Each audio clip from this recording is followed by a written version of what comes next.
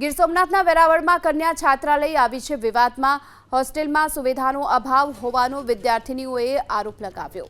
આ હોસ્ટેલમાં નબળી ગુણવત્તાનું ભોજન પીરસાતું હોવાનો પણ આરોપ। હોસ્ટેલની આસપાસ અસામાજિક તત્વોનો પણ ત્રાસ હોવાની ફરિયાદ કરાઈ। એબીવીપીને સાથે રાખી વિદ્યાર્થીનીઓએ કલેક્ટર કચેરીમાં અંગે રજૂઆત કરી।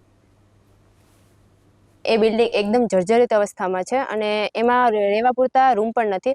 7 રૂમ છે અને એમાં 50 છોકરીને રહેવું પડે છે। ત્યાં કબાટની સુવિધા નથી, રૂમ પણ પૂરતા નથી, બેડશીટ નથી, બેડ નથી અને મતલબ બહુ ગંભીર પરિસ્થિતિ છે। જમવાનું પણ કોઈ વ્યવસ્થિત છે નહીં।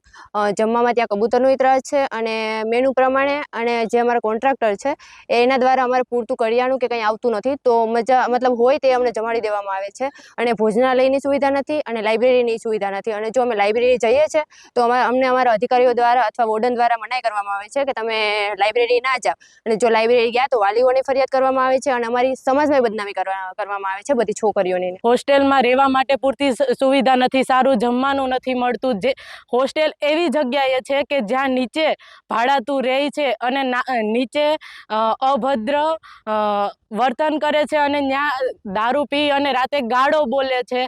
એવી સ્થિતિમાં બહેનોને ખાવાનું, સારું પાણી પીવાનું કે કંઈ મળતું નથી। તો બેનને ન્યાય મળે એ માટે અમે આજે કલેક્ટરશ્રીને આવેદન દીધું છે।